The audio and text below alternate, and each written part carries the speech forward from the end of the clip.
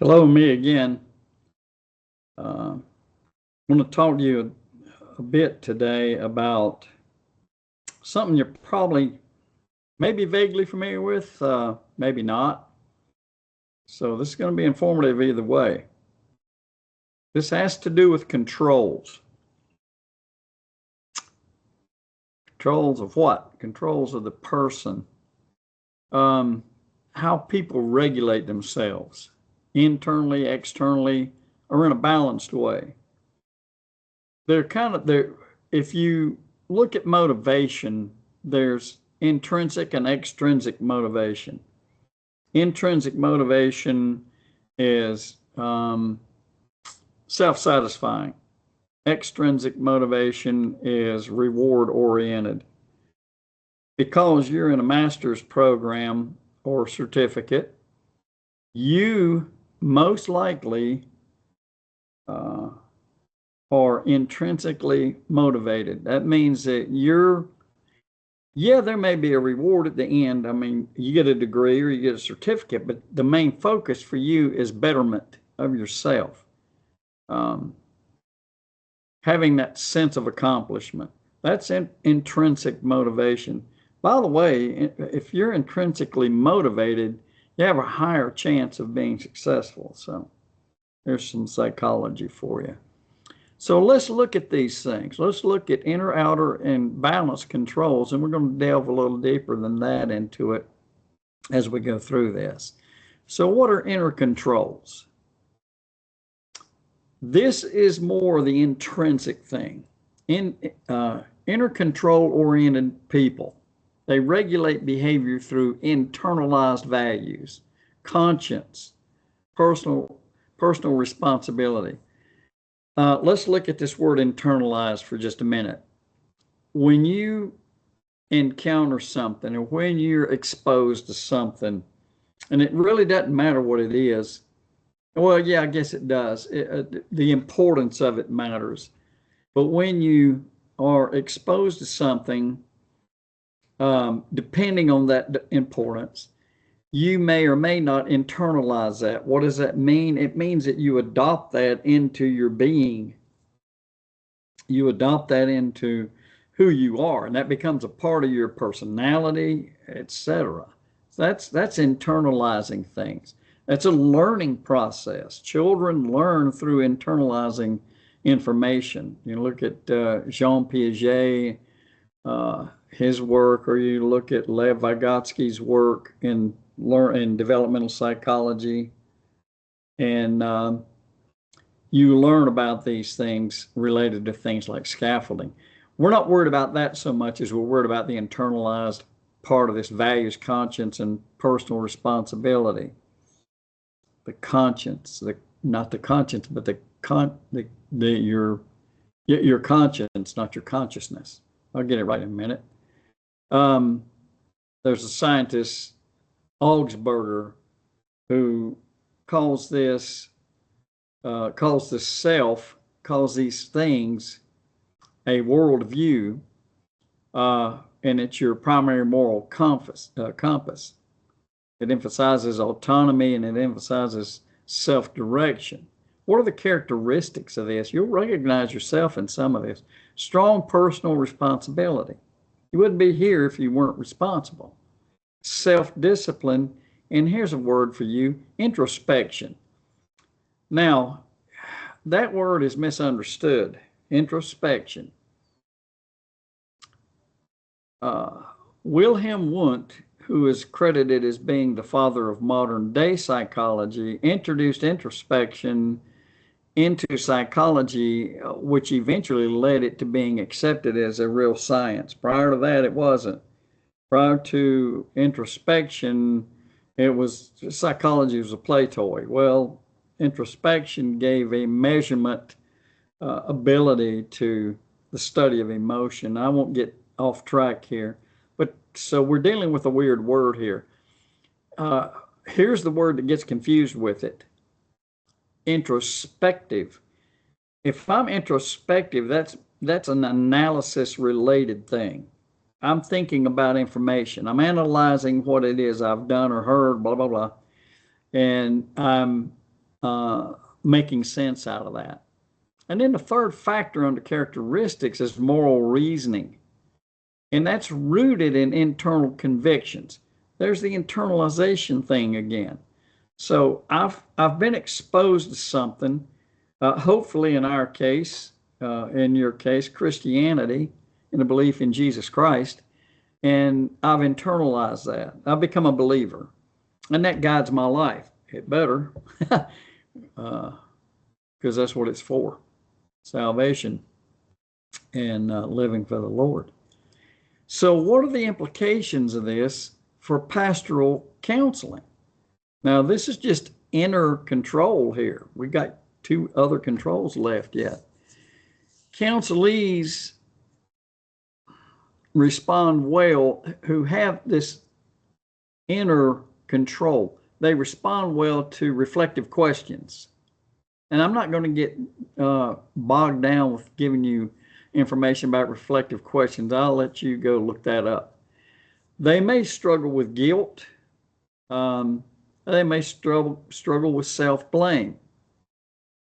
There's a weird word called scrupulosity. What does that mean? Scruples, right? These are my scruples. These are my life guidelines.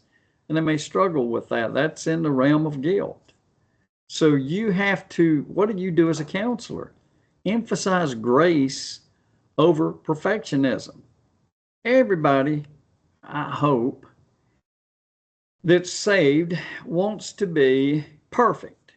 Well, listen, let me tell you, here's how I explain it to people when they bring up this hypocrisy thing. I remind them that we're all human beings. That's why Jesus Christ had to come here. If we were perfect, he wouldn't have had to bother with it. So I'm not preaching to the choir intentionally here, but we're humans. We can't be perfect. We had to have somebody that is perfect bail us out, so to speak. I hope I'm not insulting anybody. So we have to, as pastoral counselors, we have to emphasize this grace over perfectionism. And I'm probably telling you something you preach every Sunday. No, I apologize. Outer controls. What is an outer control? What are we talking about here? We're more concerned with what's going on around us. All this is pretty common sense. Outer control oriented people rely on community norms, authority structures. Is that bad? Not really. And relational expectations, probably the most troublesome part of it. Many collectivist cultures, let me give you a brief lesson, individualistic and collectivist cultures. Individualistic, that's the culture, if you're in America, that you're living in. Collectivist cultures, that's not a Western style culture. Western style culture is individualistic, so every man for himself. And I'm not saying that negatively. Not self-promotion as much as self-accomplishment. Sounds a bit like intrinsic, but this is a little different. I want to do better for me. Collectivist cultures are geared around the mass. I want to do better for us.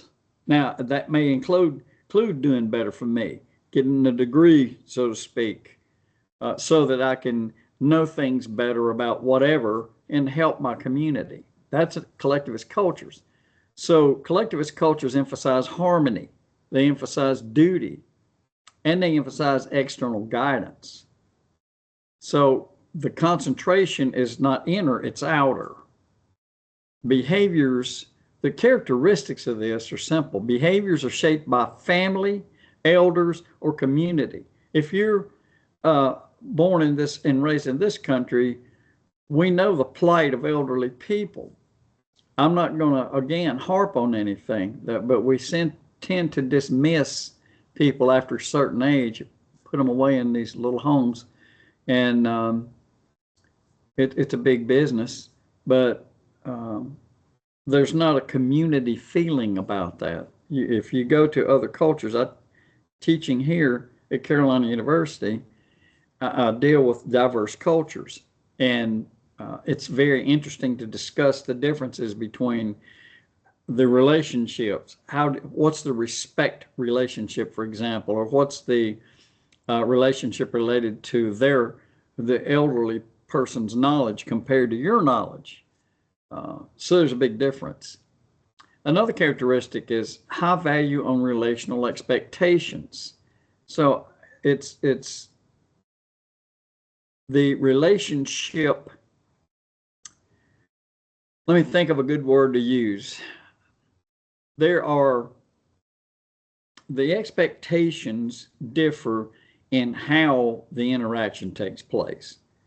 Because if I'm self-centered in a good way, if I'm self-centered, then my relationships are going to mean something different to me than if I'm working for the good of all.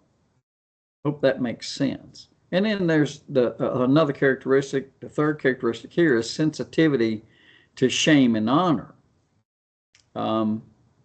Again, you look at intrinsic and extrinsic views, and intrinsic views don't dismiss honor. It's just not held as a priority compared to self-accomplishment. And it's just the opposite for extrinsic. As a person who's extrinsically motivated, immune to self-accomplishment? And the absolute answer is no. Sure, you feel good about doing something, but they also look for the reward at the end. So what are the pastoral implications here? Hope you've picked up on this theme now. You as a counselor got to understand the counselee social network. Where do they function? What's their group? What are because this is external, right? Outer controls. What are the influences that they are involved in or that involve them? Be aware, another implication, that shame-based struggles might dominate. What does that mean? Excuse me, what does that mean? Failing at what you're trying to do is the easiest way I can explain that. I may feel shame due to failure. Let me tell you how important that is. We got this word that's commonly used now, entitlement. I'm not going to give you the history of that because that's a whole class. We could do that. We could talk about that for years. Entitlement, where'd it come from? So I wouldn't give you a history, but you need to know this. It came out of the generations at the end of the 60s, and the questions related to, this is just part of it, related to authority, and then some misguided discussions on the part of some psychologists about the implications related to self-esteem. So, for instance, don't spank a child because it's very demeaning. Put them in timeout. That's a Dr. Benjamin Spock thing. You'll not find his name mentioned in any psychology textbooks or counseling textbooks in terms of him being one of the highlights of where we are now in a positive way, maybe in a negative way. So does timeout work? By the way, it does with certain children. But not using corporal punishment was the premise for that. So it was if you used corporal punishment, then it caused shame, which destroyed self-esteem. So that's what we're dealing with here. Self-esteem. Shame-based struggles could be dominant, which is demeaning and even self-demeaning to someone. So what's the grace aspect of this? God's welcoming presence, not just merely individual forgiveness, but the fact that God loves you. And that should be an emphasis in a counseling session. Don't spend all of your time there. But that should be a powerful part of your approach to counseling someone from a standpoint of outer control. Now, what about balanced? Oh boy, maybe this is where we should all be. Inner and outer sources of guidance. This is the healthiest orientation for cross-cultural pastoral care. I want to run the characteristics by you before I get too involved. Internal convictions, characteristic one, and they're not particularly in an order. Internal convictions that are shaped by community wisdom. What? What does that mean? You are well aware of what goes on around you, but you have an internal guide system. I know what the rules are, so to speak. I know what is and what's not, what is right and what's not right. And it has to do with how you're affected about what's going on around you, but you're powerful enough to maintain your internal commitment to convictions. Another characteristic is flexibility and adaptability. You have to be careful here. We're in a good position as pastoral counselors, right? Because we got God on our side if we're faithful to that. And again, I'm not saying none of you would be unfaithful. So I have to be very cognizant of how I treat a counselee and what direction I may be pointing them to. I have to be aware, or I have to be convincing that there's some flexibility and some adaptability related to convictions. That maybe you have formed this internalized view, but maybe we need to work on that a little bit because that might be part of what's going on. However, if a person has a balanced control, they can do a lot of that themselves because they're working constantly with what's going on around them. And then there should be characteristic number 3, a healthy self-awareness and relational awareness. Let me see if I can use this word properly. Reciprocal, I don't know if I can make this fit. Reciprocal determination. What goes on around you affects you, and what you do affects what goes on around you. If reciprocal determinism. So I need to have that self-awareness. I need to know what the effects are of my behaviors on others and what their behaviors are in terms of effects on me. Hope that makes sense. That gets pretty complicated, and this is not a class on reciprocal determinism. It's a class on counseling. So what are the implications here? If this is your counselee, you can help individuals move toward more balance. This is obviously going to be through lengthy discussions. Balanced control supports spiritual maturity. It also supports resilience. So in terms of population related to counselees, this may be one of the fewer versions of a counselee that you encounter because they already have a pretty good thing going on up here anyway. And then we need to know about what grace's effects are here. Grace is experienced personally and communally. So you have to account for both the effects of the community and that influence on internal, and then the personal effects on community. Right? A lot of new stuff, I hope.